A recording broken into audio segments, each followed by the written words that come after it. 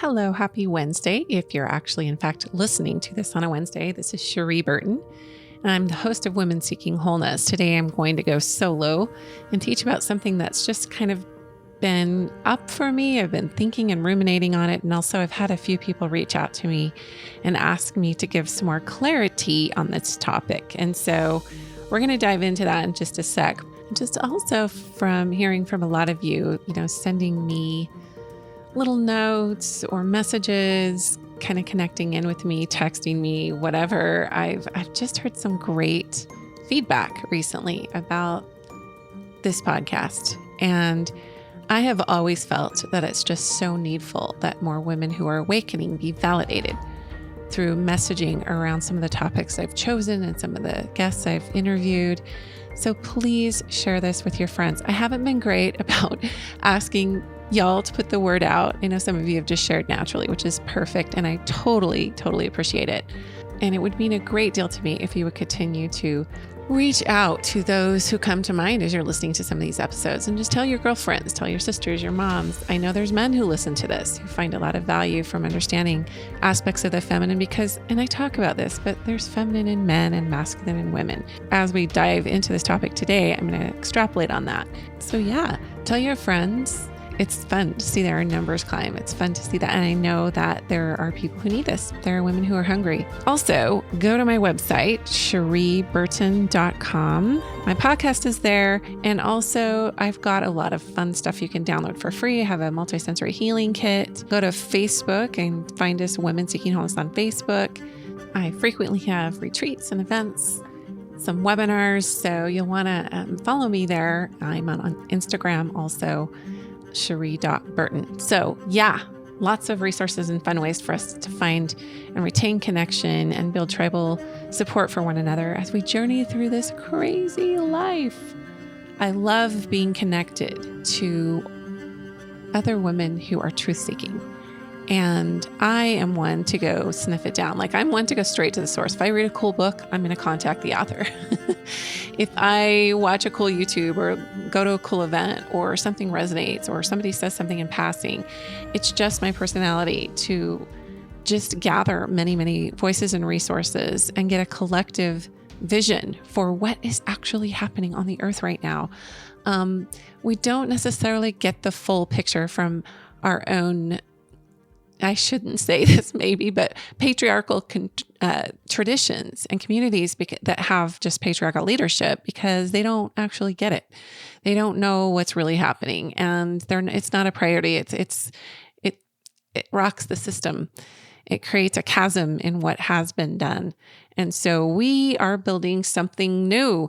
I think it was the men who built it last time. It will be the women who build it this time. Not that there will be many awakened men who are part of this movement. Don't get me wrong.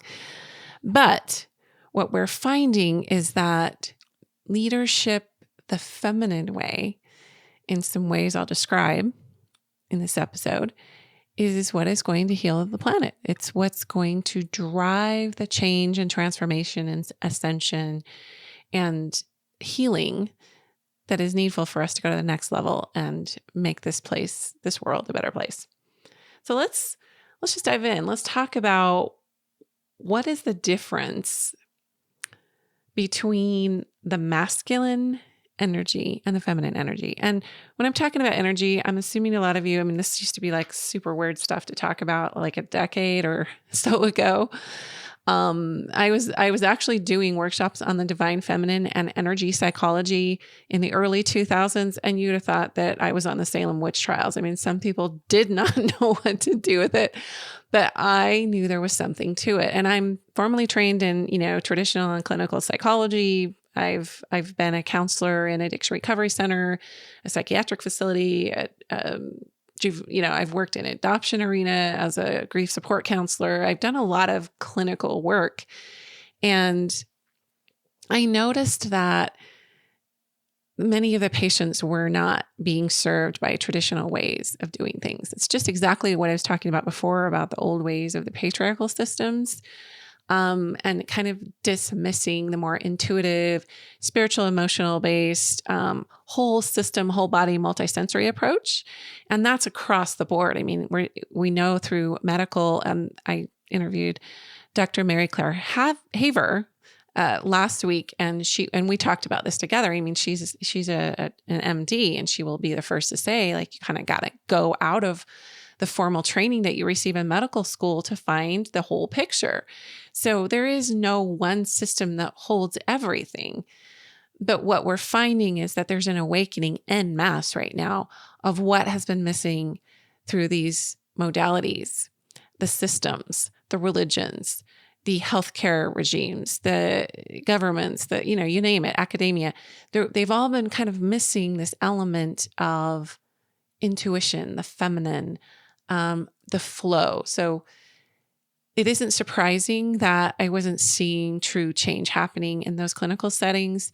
And having lost a sister to suicide and having many family members and myself even that have struggled with more traditional approaches, especially to mental fitness, emotional well-being, and seeing the recidivism that happens in addiction and all kinds of things just put together. Like, there needs to be more of a refuge for people to find this whole system, whole body, whole multisensory recovery, because we are more than just a brain.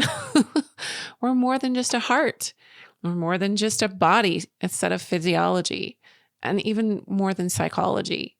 So energy is in the subtle subconscious realm. It can't be measured by scientific instruments, at least not the sophisticated ones that we would need necessarily to get the whole picture on what's really happening. But we know it has to do with frequency. We know that it has to do with resonance. And actually, one of the most powerful teachings that I've internalized is that we learn through resonance. People don't learn something just by hearing the words or watching something.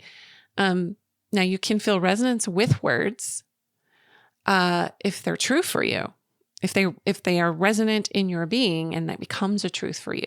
And it supersedes language. And that's why it's not just about words.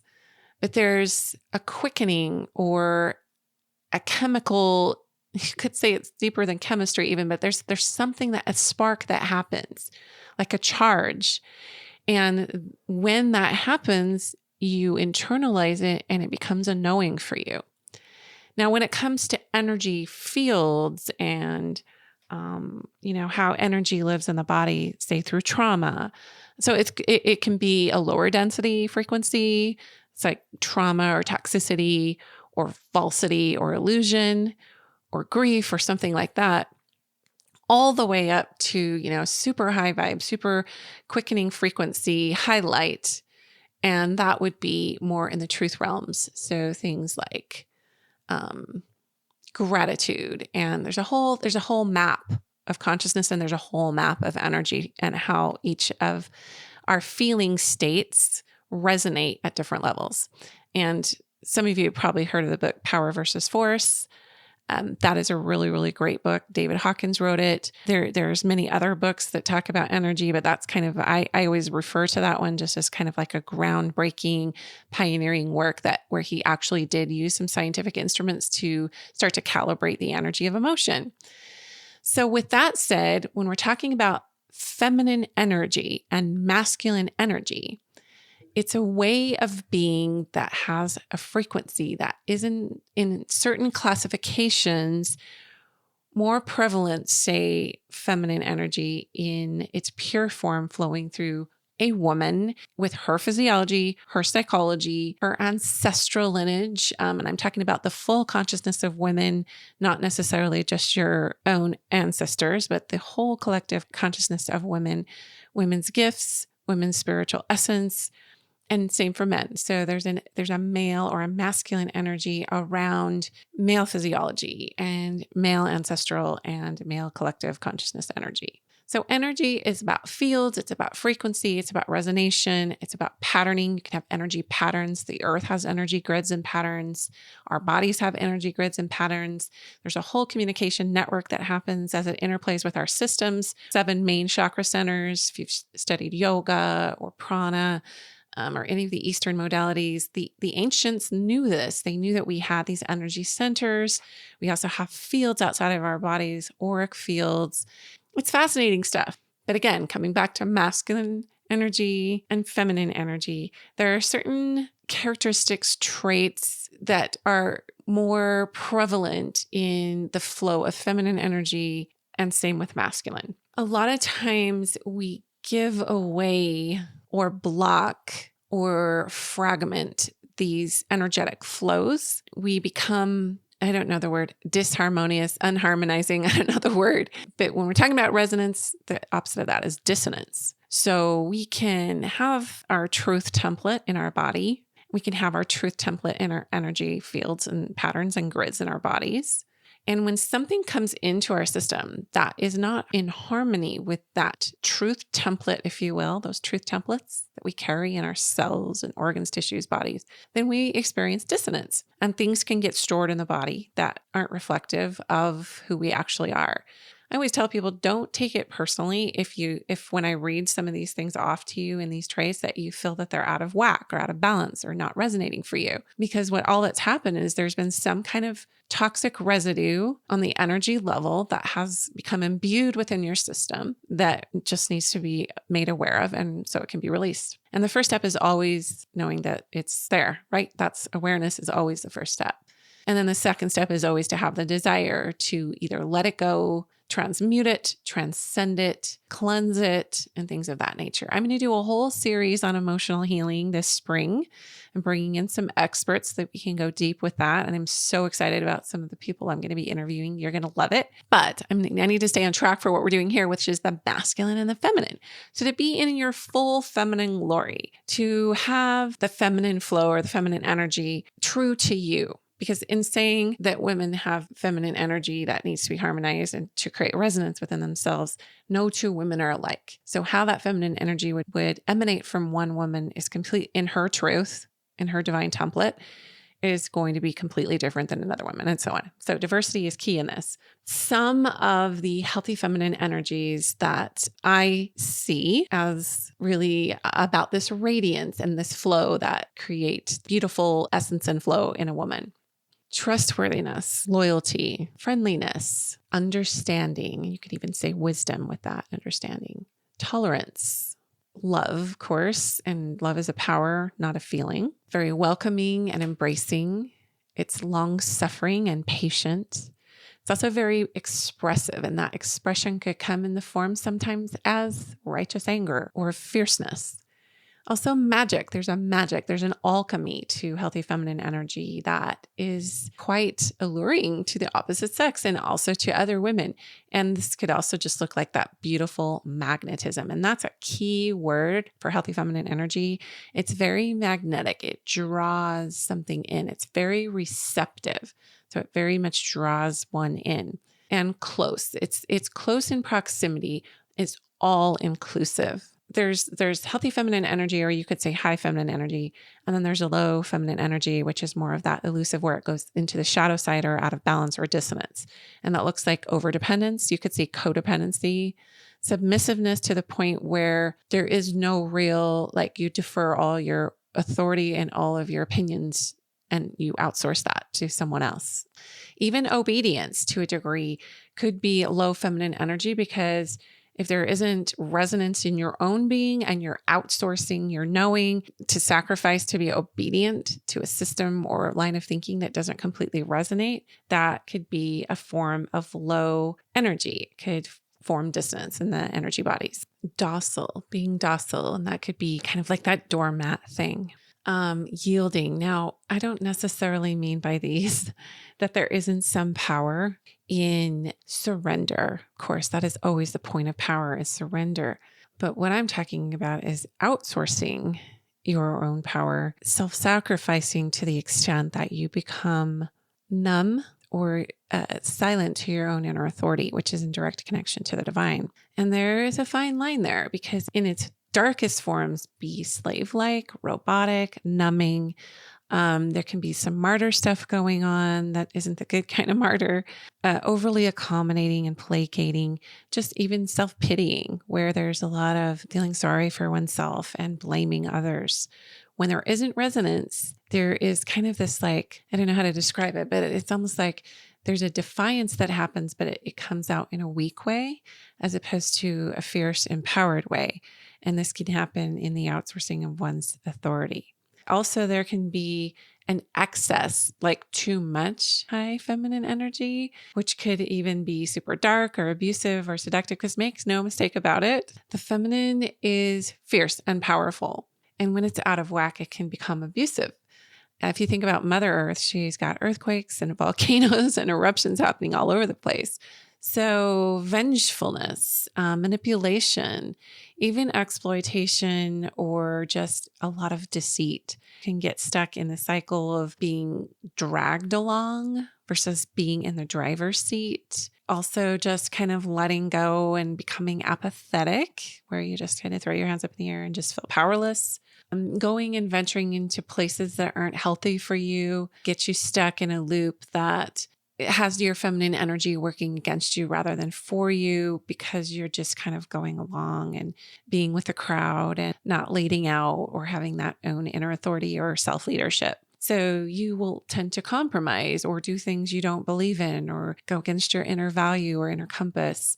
And no one gets to dictate what that is but you. And you will know when you have compromised with that. This could also mean just kind of going along with the crowd and accepting what everyone else is doing.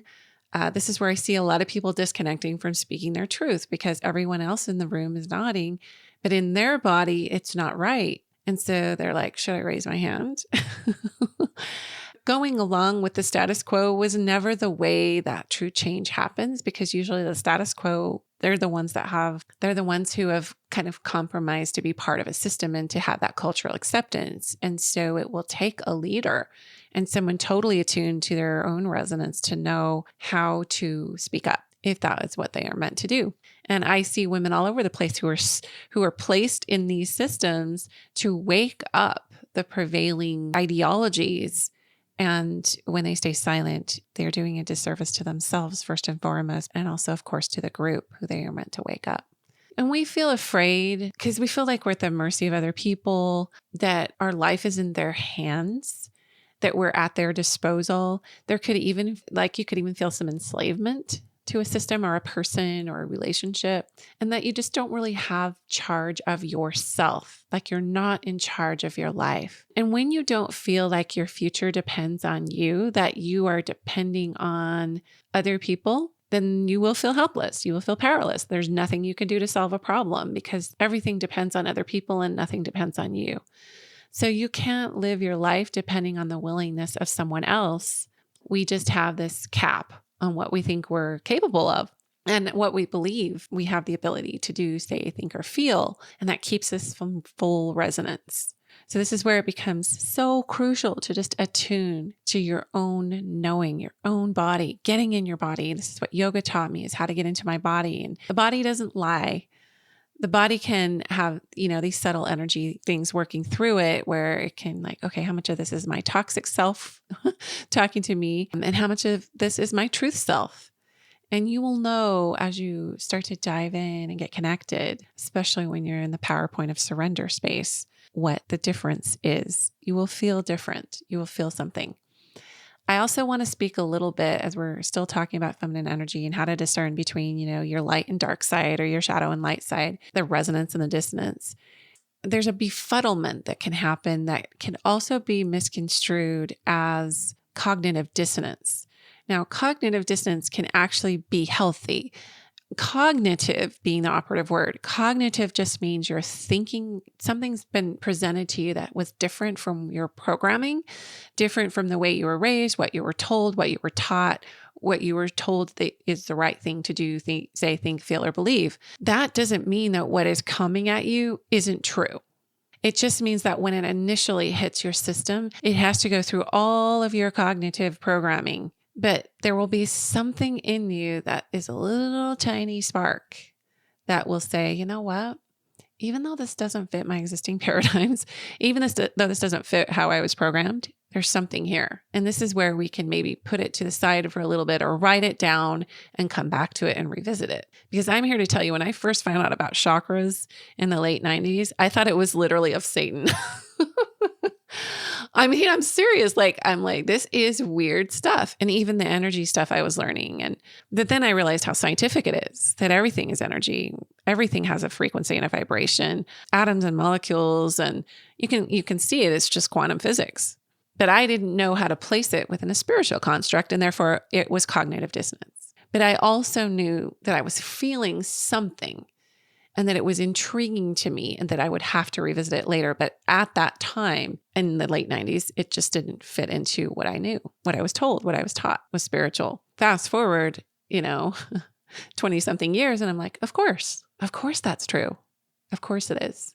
So I just wanted to make that distinction between like a cognitive dissonance, and it could later morph into a resonance, not because you've sold out or compromised or gone against the grain, but because you worked through it until it was resonant for you. You got to the bottom of it. And that's why we're here on this earth. We're here on this earth to find our own truth, to disassociate from these groups. And they come in many forms: friend groups, family systems, religions, schools, you name it, institutions of everything.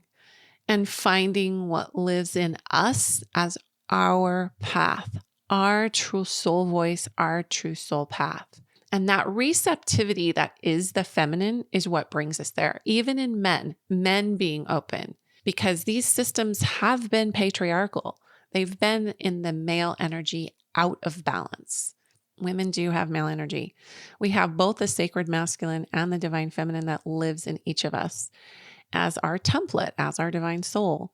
So I want to talk about the neutralization of feminine energy, which actually it might sound numbing and lukewarm when I say the neutralization, but all I mean is just a meeting in the middle. It's not going too low. It's not going too high, and it's still healthy, but it's in the space of that surrender. And it looks like receptivity, creativity, imagination. Now you might think, why would that be neutral? Creativity and imagination. But it's disassociating from that programming and from what you think to be your own creative force to create things that haven't been created before, because it's going through the medium of your own divine soul. So this very welcoming. It's also very lunar. Feminine energy is directly connected to moon cycles. And I teach a whole thing on this in my Stand, Speak, Shine course. But just knowing that there is some magic that can happen there with that neutral feminine energy. And if you look at the map of consciousness that I talked about with David Hawkins, right in the middle is neutral. So you have all the lower density emotions like fear and anger and things like that. Shame being at the very, very bottom. Hate. A lot of systems live there. They're fear-based. They play on our insecurities. They keep us too dependent on them for our answers. But as you rise up in the map of consciousness, you first have to hit neutrality. It's like, what do I need to be open. I need to be receptive. I need to intuit here what's happening. And then we can rise up into those higher energies that I talked about, things like compassion and magic and love and tolerance. So we want to come out of the fear response and heal that old feminine energy that got stuck through our ancestral lines of women who didn't have a voice.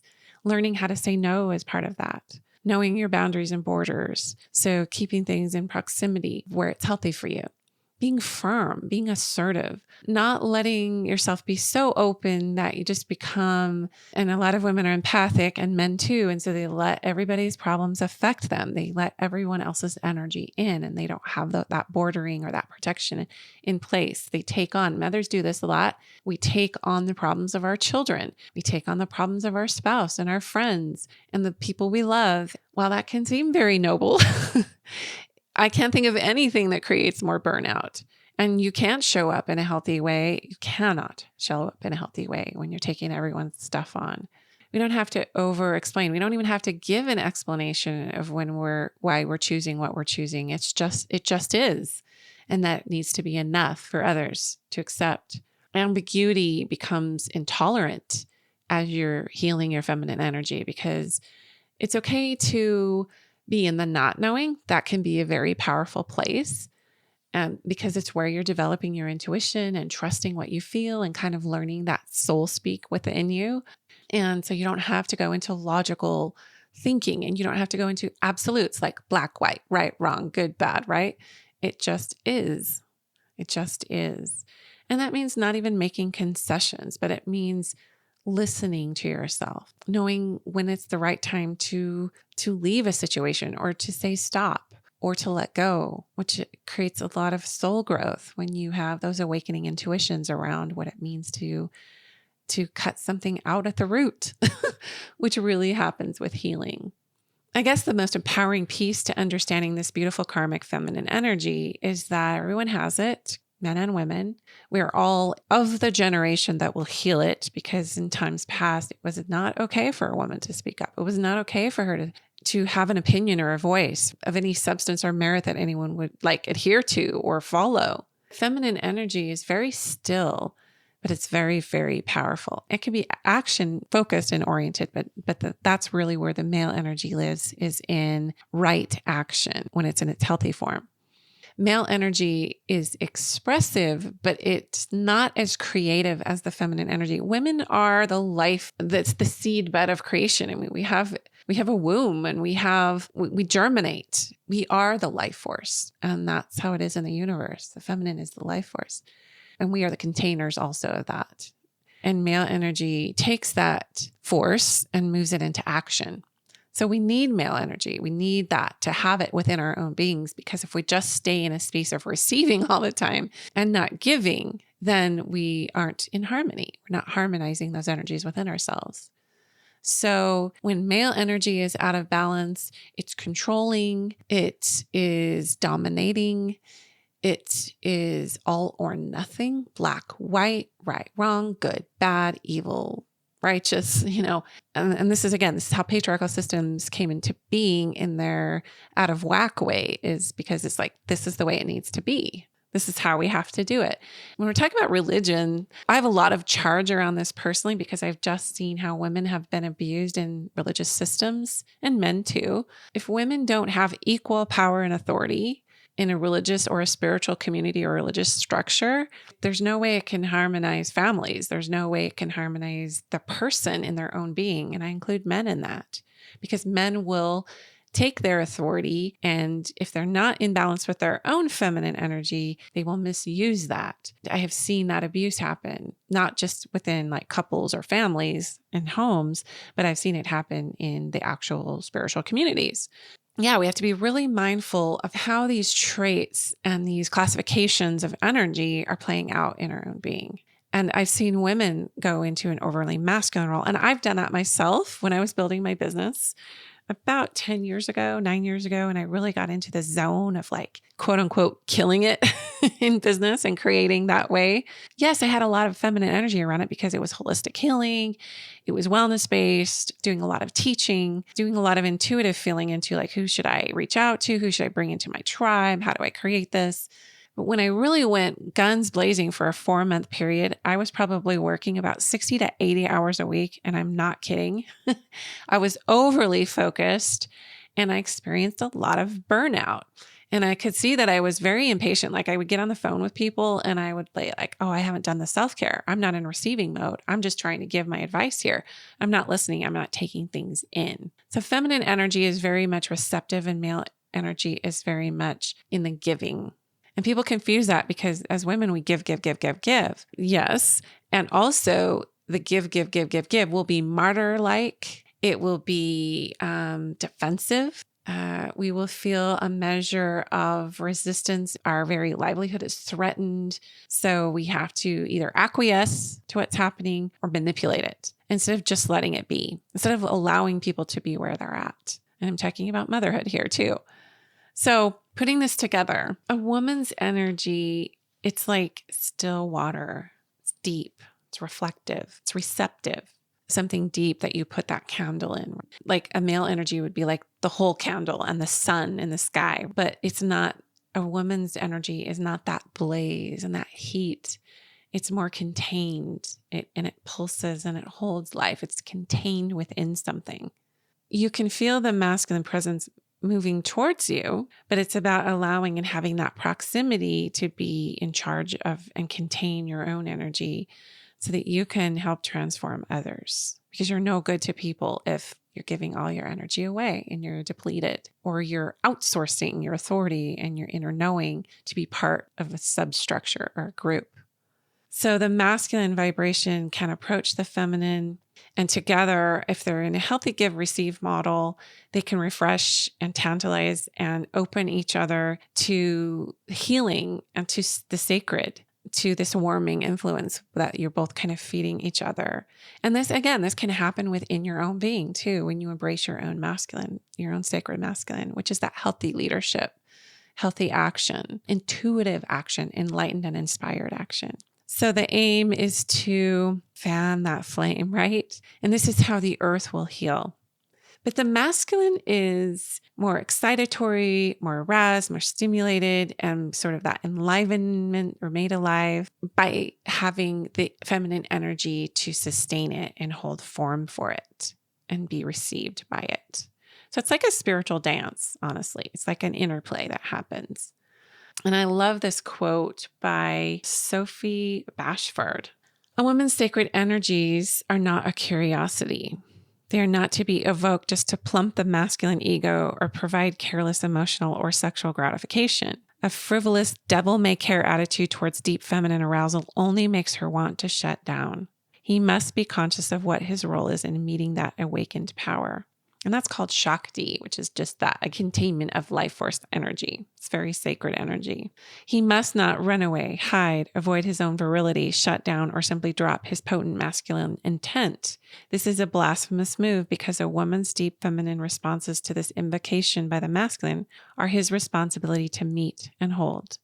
In plain terms, if a man approaches a woman and begins to awaken her deep essence, she will begin to let the sacred energies flow inside of her flow for him.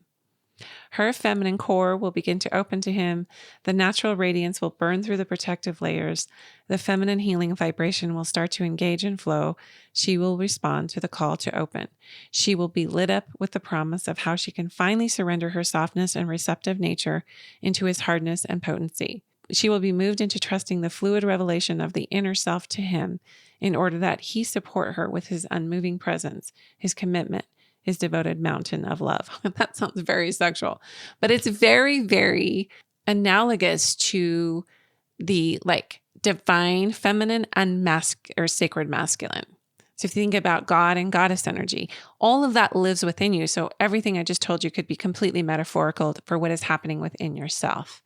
You have to open to the sacred masculine within you and be aware of what the feminine essence and flow feels like to be open and receptive and in surrender in your power in order to truly receive and be harmonized by the sacred flow of the masculine.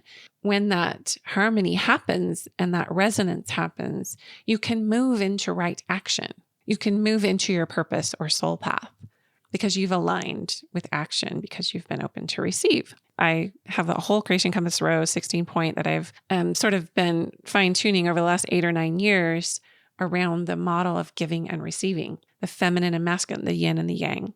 So let me finish what she says. She says, the feminine adores the masculine and needs it. The awakened feminine also adores and respects herself and knows that in order for the greatest dance of all time to happen, she must only receive the masculine when he's ready to meet her awakened energies. If the masculine creates the wave before he's ready to ride it, it will crush him. If he stirs the wind before he's ready to have his mind blown, he will be swept away. If he creates a blazing inferno before he's ready to be purified and transformed by the feminine fire, he will painfully burn. If he asks for the earth to crack open before he can withstand the great tremors, he will crumble into dust. The feminine wants nothing more than to have her energies moved and shaken, yet she yearns for a masculine presence that is spiritually grown up enough to handle and revel in her when she awakes.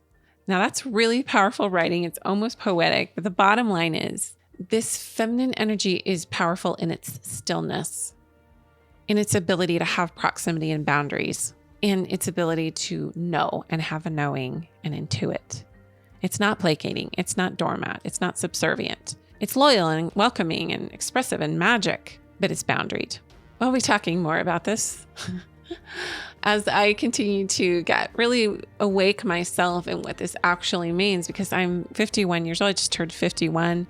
And I have seen this go in and out of balance within my own being. And I've been really transparent with a lot of you guys on how my husband and I almost divorced. We were separated, then we reconciled after being together 25 years, and just the earthquakes that have happened in my most intimate relationship with my very best friend, Jeff, and our, life of creating together with 5 children, and the ins and outs of hems and haws and flows of our own transitions, and how we've come back together in a more powerful, conscious way in how we contain our own energy, in how the masculine and feminine lives in each one of us, and how we've been sabotaging and subterfuging and blaming the other for what we haven't created within ourselves in our own energy fields. So more to come on this. I appreciate you sticking with me in this really involved topic. There's so much to unpack with it, and there's no right or wrong of wherever you're at. You're just here to learn. The most powerful thing that you can learn in this life is to listen to your own soul voice and let it express. Because there's nothing more beautiful to behold than a woman who wakes to her worth and power and lives it and expresses it in her being, which again transcends language, transcends thought.